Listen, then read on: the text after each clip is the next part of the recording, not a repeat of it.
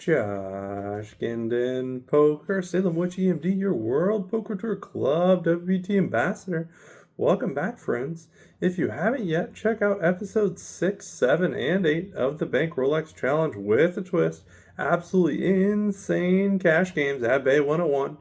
Let's go with episode 9 of Bankroll X Challenge with a twist. Stick with me until the end, the last half of the episode, so we can explain how to get you the most seats possible through huge giveaways. As the World Poker Tour Club WPT Ambassador and as an ER doctor coming out of COVID, I want to promote live poker.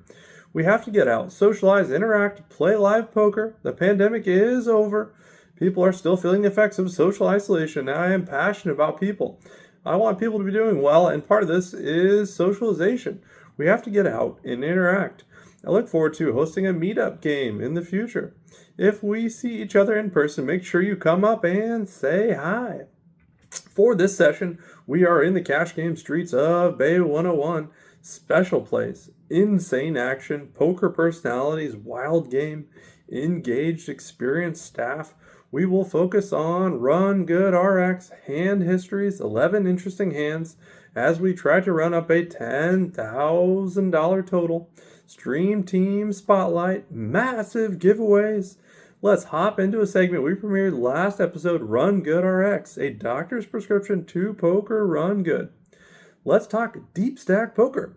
We delve into overbetting, reverse implied odds, and the importance of pot control. Deepstack poker is something we don't get much experience with online at ClubWPT.com or Gold, as there is relatively little time at Deepstacks, as the faster structure condenses stacks early. Live tournaments such as World Poker Tour main events often feature 60-minute levels, starting at 250 big blinds deep. Plenty of time for Deepstack play, which I love. Deepstack play is a special beast in and of its own. Let's hop into some Deepstack concepts in this edition of RunGood RX. First of all, Deepstack, you want to think of what hands have high value. Highest value are suited connectors, suited aces, and small and medium pairs. Think 7-8 suited, 8-9 suited, 5-6 suited, some of my favorites want some big hands. 10-9 suited, ace-5 suited, ace-4 suited, ace-9 suited, ace-deuce suited. Pocket 5s, pocket 6s, pocket 7, deuces through 4s. Big pairs are still valuable, such as pocket kings and everyone's favorite, pocket aces.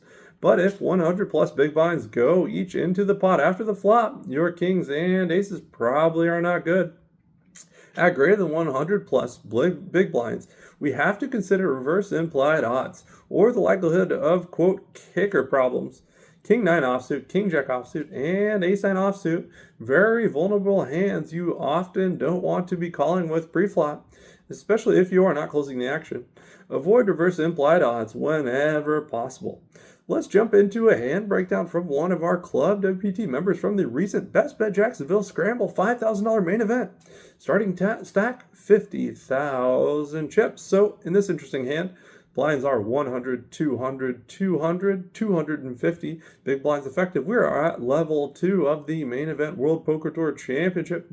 The low jack player, who is the villain, raises to 600 chips.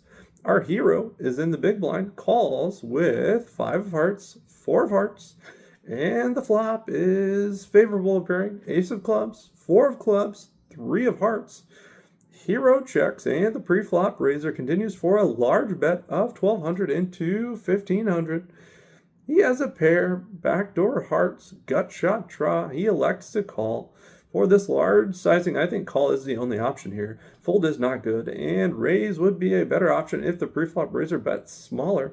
So the hero calls, and now there's 3,900 going to the turn, which is a 2 of hearts. Hero checks. The villain overbets to 6,000. What does an overbet on the turn mean? Usually you want to overbet on the turn for value when there is what is called capped ranges, when you can have most of the best hands and your opponent cannot. Generally speaking, overbets are polarizing, meaning they should include both very good hands, such as the current nuts, and bluffs, often high equity bluffs, often with very little showdown value. The first question is, what hands is the raiser overbetting in this scenario?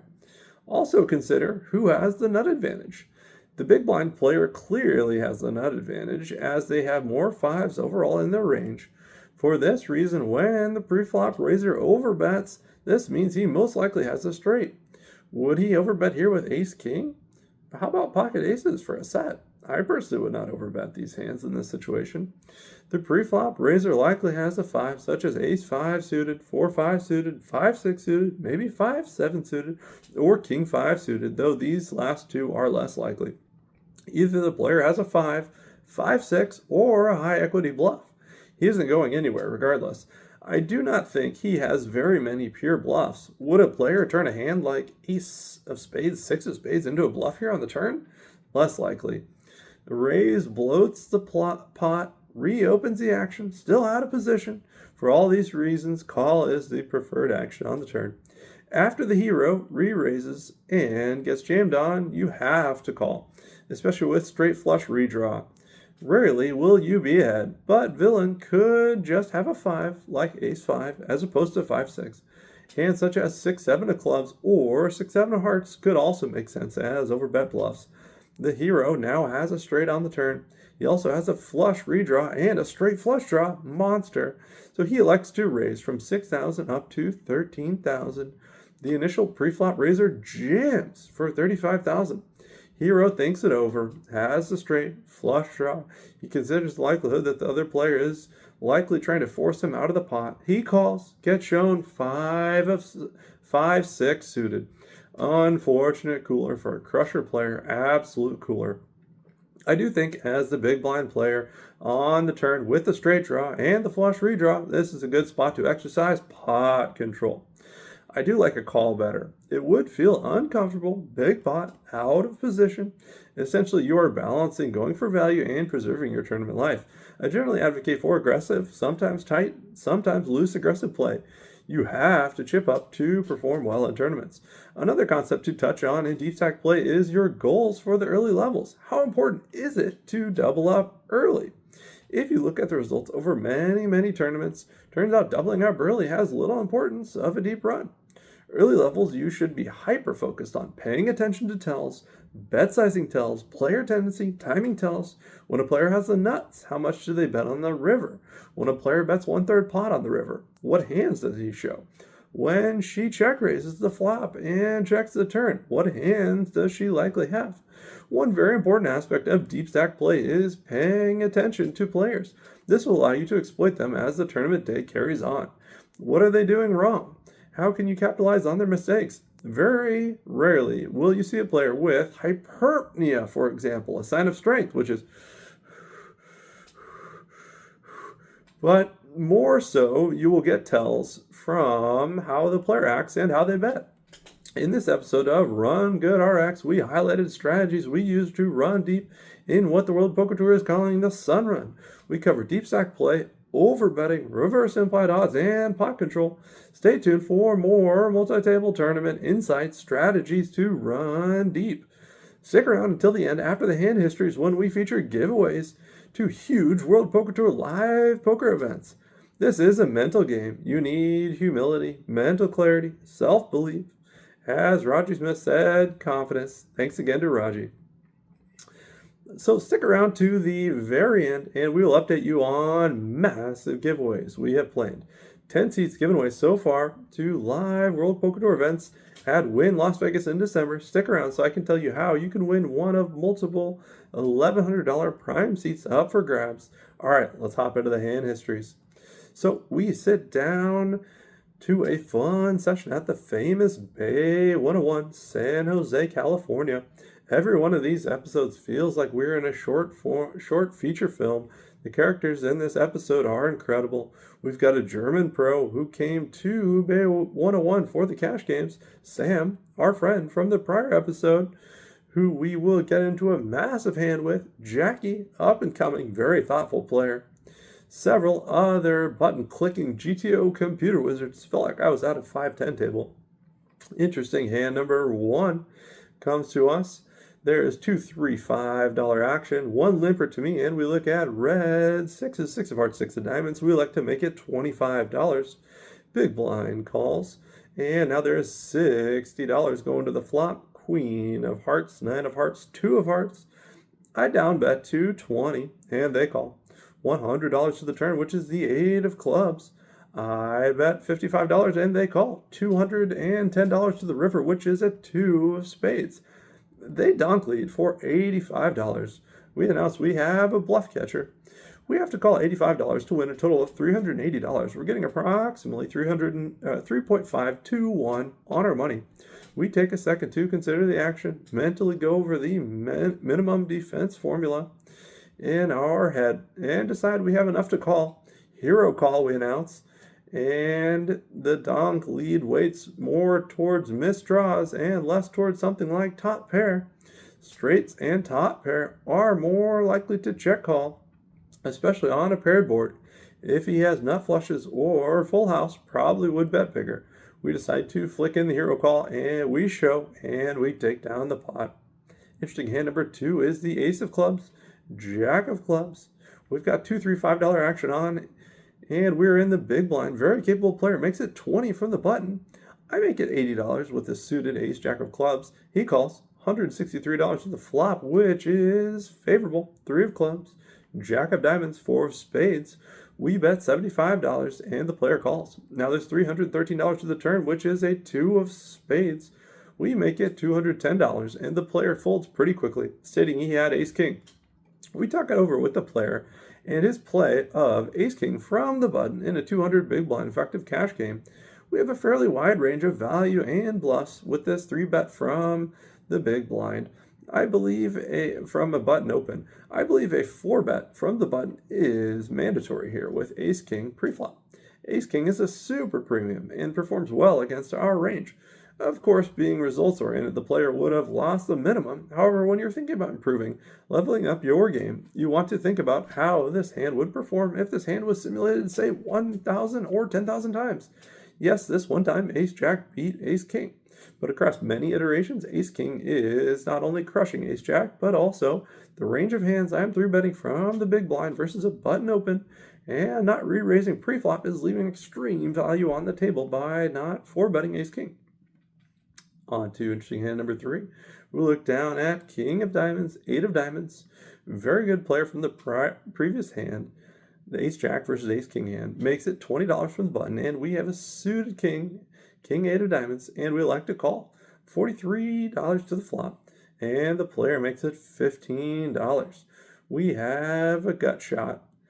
Backdoor diamonds. We have chipped down and are looking to double or rebuy.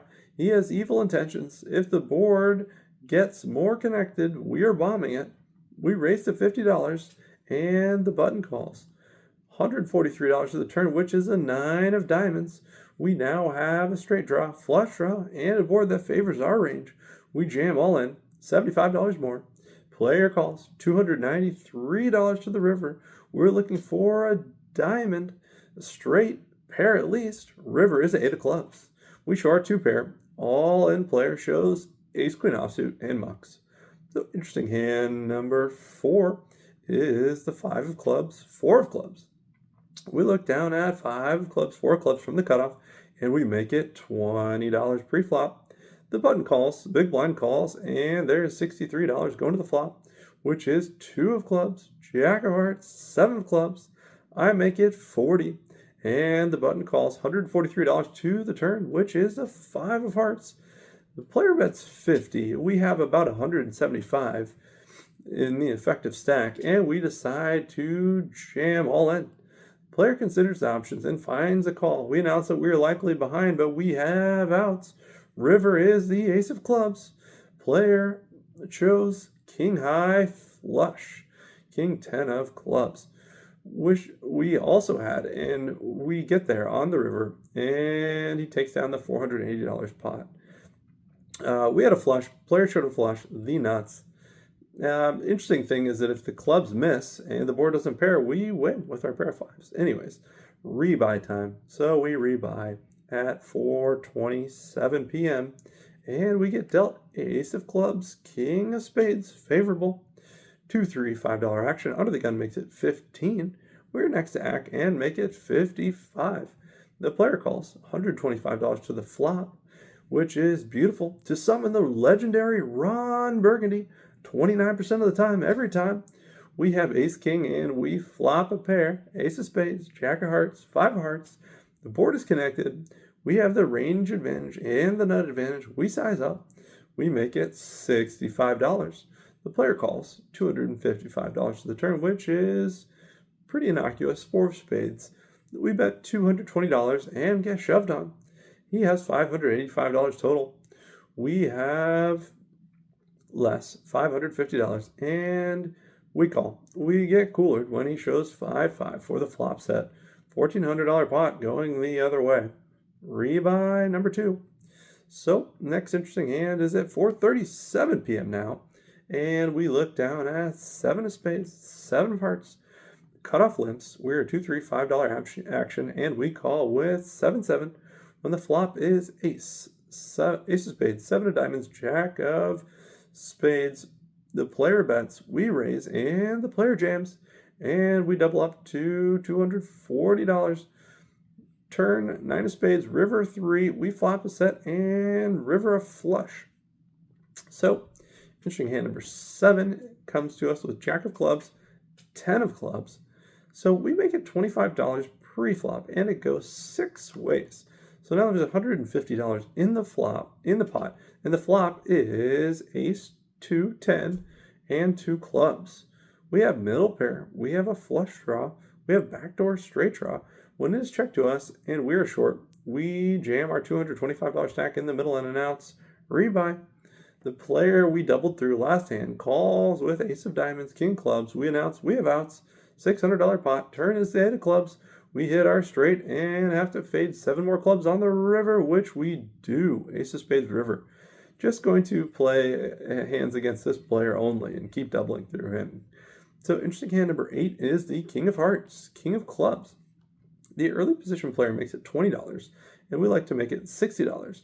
Next act calls, and the original raiser calls. So now there's $190 going to the flop, which is fairly connected. Queen of spades, jack of diamonds, 3 of spades. We're going to wet dynamic board multi-way, and we like to size up. We make it $140. The original raiser calls. Now there's $470 going to the turn, which is the 7 of hearts. Being shallow stacked, my plan was to likely make it a 2-street affair. We announce all in. The player is in the tank for about almost 2 minutes, ends up folding, and we take down a decent pot and chip up. Player requests to see, says, quote, I'm going to see the vlog anyway, end quote. He makes a good fold. Player says he folded a queen. That's a next level play. Must not have had ace queen. Probably unblocked king king and ace ace, such as possibly queen 10 suited.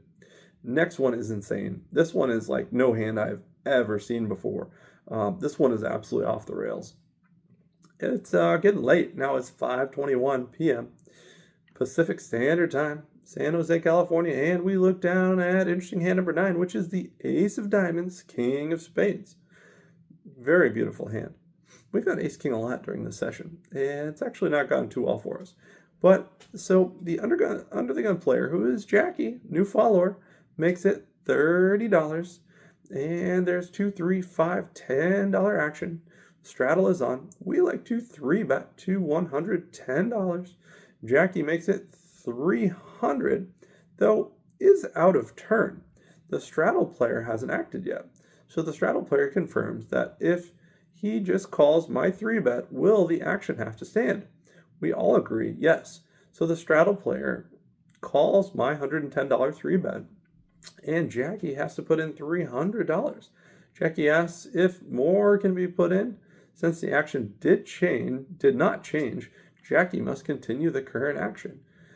It seems to me that the straddle player is very strong. Also, Jackie is strong, 4-betting. The value of our ace-king offsuit shrinks up against these ranges. We think it over and elect to fold, especially with the straddle player getting to act behind, possibly trapping with a monster. We figure they're both Jack-Jack plus Ace-King ranges, multi-way, lacking absolute and relative position. We have very little chance to realize our equity post-flop. This is a specific time where Ace-King offsuit actually is much weaker than Ace-King suited. We do consider a jam. Seems that calling is the worst option. Against these two very strong ranges, now with a marginal hand, we elect to fold. We announce, I am such a nit, and I fold ace-king offsuit. Just as suspected, the straddle player back jams. Jackie thinks it over before folding, announcing Jack-Jack. Straddle player shows one for the vlog, ace of clubs, king of clubs. Had I known these players had these specific hands, although you cannot be results-oriented, I should have jammed all in. Thinking through the hand, with the actions, the ranges, I think I still like my decision. This was an insane hand. I have never played one like this, and likely never will face this specific action again, but there will be similar instances, and it is helpful to be able to think through these situations. Put players on ranges, make live reads, all of which will influence your actions at the table. This is a fun one. So interesting hand number 10 comes down to us. It's the 5 of diamonds, 6 of diamonds, and we are in the cutoff and make it $20. Big blind calls $45 to the flop, 4 of spades, ace of clubs, 10 of hearts, check, 3 of hearts. Now we must start bluffing. Sell my bluff, no showdown value. We bet $30, get called. $105 in the pot going to the river, which is the 9 of hearts, and we overbet $155 bet into a $105 pot, and we take it down. This player was pretty passive, and I had bluffed him twice already, and we show the bluff. Very last interesting hand is hand number 11. Ace of diamonds, ace of clubs. We look down at the weapons of mass destruction. We're in a hand with none other than our friend Sam from the previous episodes, who has shown us hospitality across multiple days.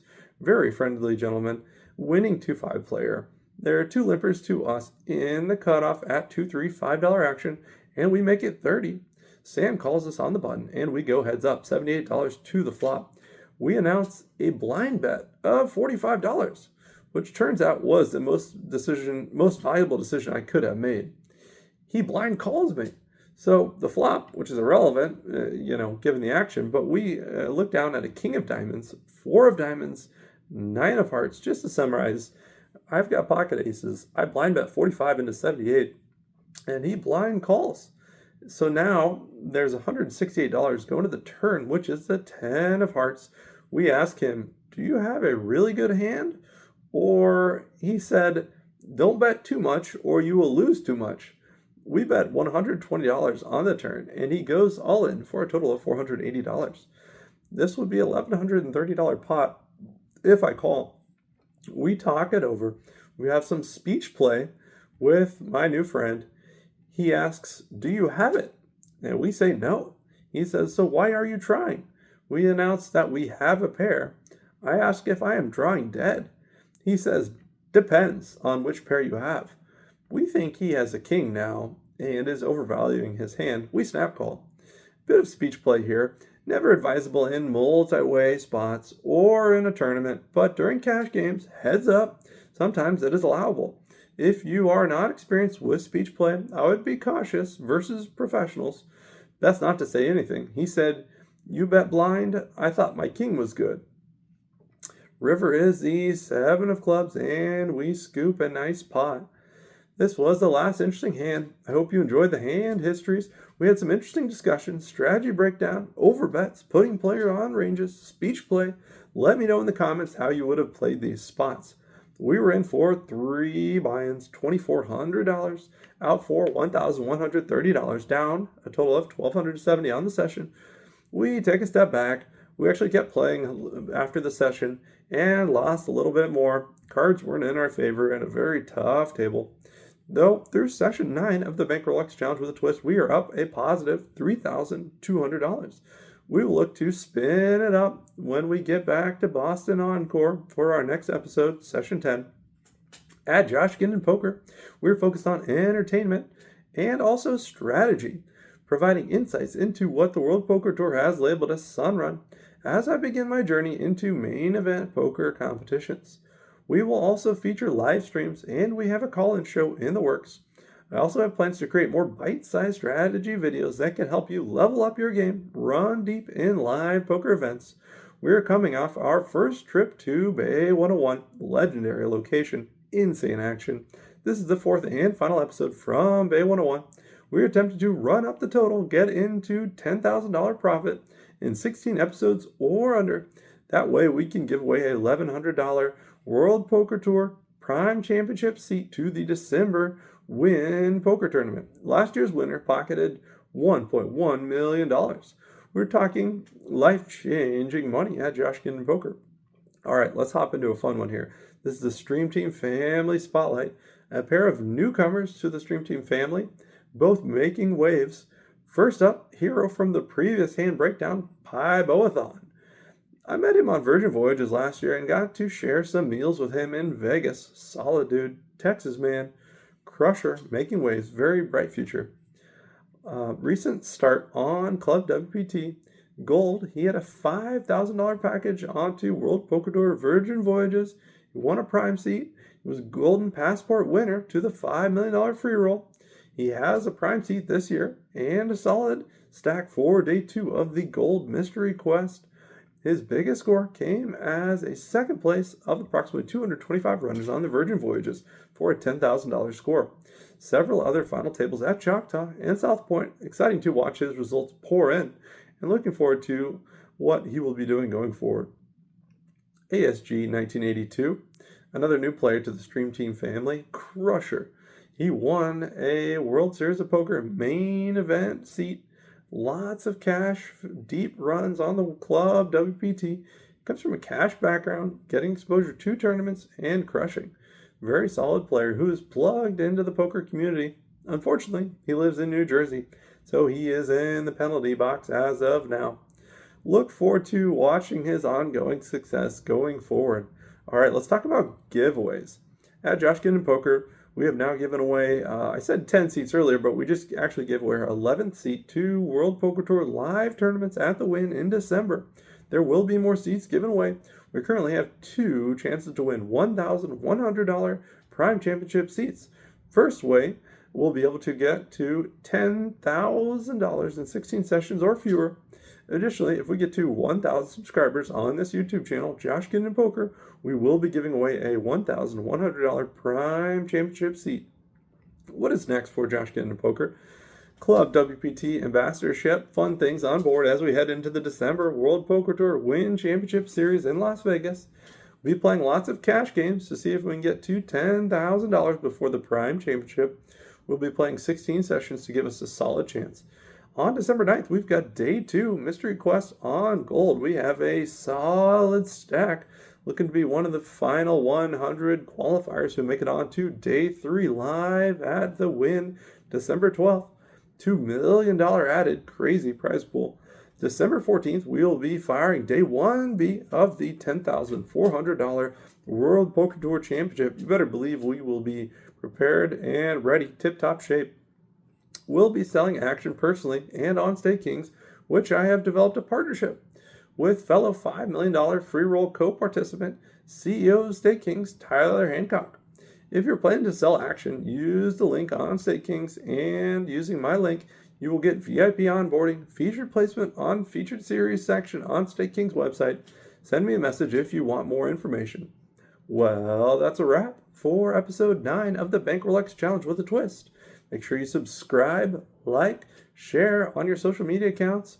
Comments in the chat will get you entered to win the Prime Championship seats.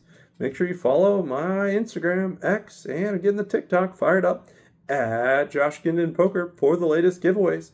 Make sure you subscribe to our YouTube channel. Hit the bell icon for the latest updates. Let's go.